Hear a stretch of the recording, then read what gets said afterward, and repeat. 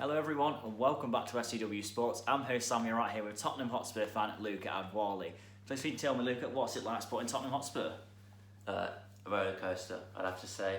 We play good football, good atmosphere at the ground, but sadly, always ends in disappointment. Yeah, definitely. Of course, you've had a roller coaster. Of course, Mauricio Pochettino's time lasted a few years at the club, and despite no trophies, he did a great job, didn't he? Oh yeah, he's a hero to me. He's like God. I mean, he changed us into a top 8 team, into a consistent Champions League. That run to the final was just amazing, and I can't thank that man enough for what he done. Yeah, touched on that run to the final, of course, had some very eventful games in there. Borussia Dortmund, of course, going through 4-0 on aggregate, and then it was Man City. What was that like last minute? Man City scoring, then VAR saves the day. Yeah, I was in the pub with my mates for that, and one of the most roller coaster games I think I've ever had in my life. At 2-1, you're thinking, we could be through it. They need 3 goals without reply, and then all of a sudden, bang, 2-2, 3-2, and then 4-2. I'm thinking, oh, we're out here. But when Sterling scored, I did leave the pub in anger. But luckily came back, and it was a very good time. Yeah, but of course, got to touch on the semi-final against Ajax. 3-0, well, 2-0 down at half-time, but 3-0 on aggregate. You must have thought it was over. Ajax were playing fluent football. But then all of a sudden, second off, last minute of the game, last kick of the game virtually. What were your thoughts when that hit the back of the net? Yeah, it brings back good memories, I must admit. Yeah. I always had a little bit of hope. I thought we were playing good football in the first half. We had a few chances, and Onana looked a bit shaky. But then once the first goal goes in, you think, we could have a chance here. And then, luckily, we had a goal quick fire after that, and then you think it's game on.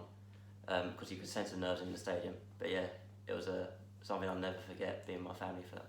Yeah, so you touched on a regular Champions League football over the last few years in particular. That must have been relieving for Tottenham, of course you were stuck in the Europa League for a while, so to get regular Champions League football and to the final must have been, great for Tottenham and good for the club as well financially. Yeah, I didn't mind the Europa League. Obviously I'm going to say that now, being in the Europa League, but it was easy to get tickets, got to see some good teams as well.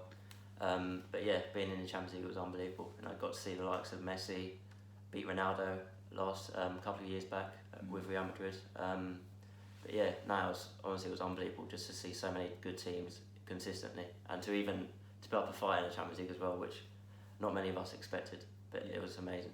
Yeah, I was going to mention that Real Madrid game actually, of course, 3-1 win at Wembley against them, and this was when Real Madrid were about to win their 3rd consecutive Champions League. What was that like for Tottenham to think you're beating Real Madrid? Yeah, I'd have to say that's the best game I've ever been to at Wembley. 80,000 Tottenham fans under one roof. Atmosphere was unbelievable. Never seen anything like it. Had a sore throat after for a good couple of days. But it's just a shame because Dele Alli is my favourite player, and for me that's one of his most iconic moments, and it's just a shame to see what he is now.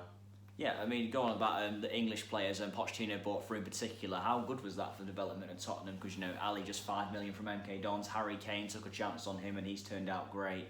And even the players like Eric Dyer and players like that, that's great for Tottenham, isn't it? They've developed these English players. Yeah, it was fantastic. Just to have such a young, vibrant team, and especially with Harry Kane, you feel like they get the club. Same with Eric Dyer. I know he came from Sporting Lisbon, but the passion he shows on the pitches is something that I think Mourinho likes, and something that fans definitely admire as well. Yeah. But for me, that's what I'd want Pochettino as an England manager. I think it's a bit of a call, but I think he'd get the best out of these attacking players that we've got. Yeah, of course. What do you think the future holds with Jose Mourinho at the club now? He's a winner, of course, got a great track record wherever he's been. So it could look good for Tottenham in the future. Yeah, I'd be amazed if we don't win a trophy this season. I like to think I'm optimistic, but I think we've got a good chance in the League Cup. Europa League, we could go far. Mourinho wants nothing more than to win his 3rd Europa League trophy.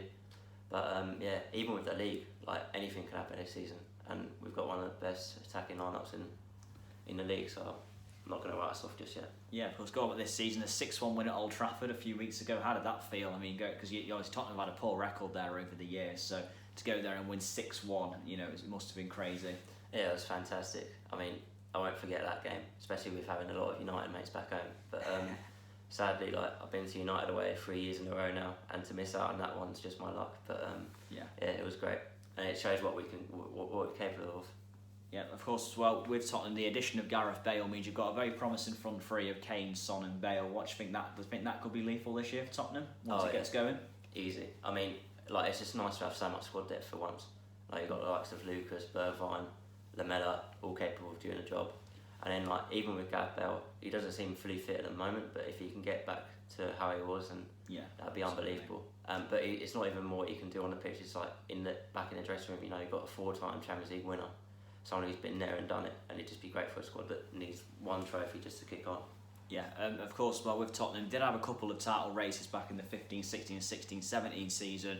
Did you ever think in them title races you had a legitimate chance because you were always chasing the teams? Like, did you ever think you did have a chance, or did you think it was always going to fall a little bit short in the end? I mean, I'm probably going to be a bit biased here, but I did think in the 16-17 season, last league campaign at White Hart Lane, I thought we were the best team in the league. Like, you know, scored the most goals, kept the best defensive record in the league. And it's just a shame really because both campaigns, the teams we were chasing, they didn't have any European football. You know, they could play the same squad every week. Like, we always had to deal with fixture congestion, and it's a shame, but it was still a great campaign. Yeah, absolutely. That last season at White Hart Lane, the last game at White Hart Lane against Manchester United, a 2-1 victory. I mean, what was that like? You know, the last ever game at White Hart Lane. How did it feel, thinking you're not going to play there again? Yeah, it was emotional. I mean, you know, I loved White Hart Lane, going there like, as a kid, or the atmosphere was always great. And it was just like a proper old school stadium. But you know, if you want to kick on as a club, you know, got a new training ground. The stadium's unbelievable, and But the last game against Man United was just fantastic day. I remember Victor Wanyama in his prime. Yeah. What a player he was, and do miss him. Of course, we want to mention that your favourite win over Arsenal, your North London rivals. You had some great games with them down the years. What would you say is your favourite win over Arsenal? Oof. Tough one. It's a tough one, that. The last one at White Hart Lane was a good one. Yes. My first North London derby was the year after at Wembley. Kane scored header. Yes, in 1-0 victory. Raining heavily. You know, it was worth getting soaking wet for that.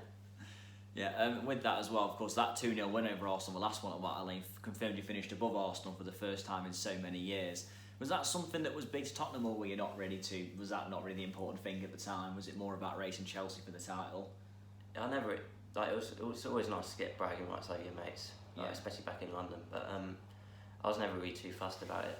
I think for some reason Arsenal care more about that than Tottenham do, which is a surprise considering we are this smaller club in North London. But it's always good to finish above them. You know, 4 years and counting now, and hopefully more to come. Yeah, that's fair enough. Well, obviously we're talking about the future as well. I mean, defensively, unfortunately, you have seen a bit of a decline in the last few years because, you know, a few years back you had a really solid defence, but with, of course, Oliveira on the Vertonghen aging and Danny Rose, of course, moving on. Is it important you get the defensive foundations back at Spurs? And Jose Mourinho's a good man to do that as well. Yeah, obviously, with the way we're going, we're scoring goals for fun, but if we can't keep clean sheets, and we can't keep on going into matches needing to score 3 goals to win a game. Like, you can't do that in this league, especially the way that it's going right now after lockdown. The amount of goals that are being scored. But it's a surprise really, because you know when Mourinho comes in, you're thinking, right, he's going to nail our defensive line. We're going to be solid, and we're going to have a foundation going forward. But it hasn't really happened yet. But to be fair, it's just about conceding these silly goals. Like we've conceded 1 goal in open play so far. It's all about set pieces, and if we can defend set pieces, and you know we might have a chance. Yeah, and we mentioned as well about Dele Alli, of course, looks like one of the brightest young England players for a long time, a couple of years ago. What do you think's happened at the moment? He doesn't seem to be himself for a while now.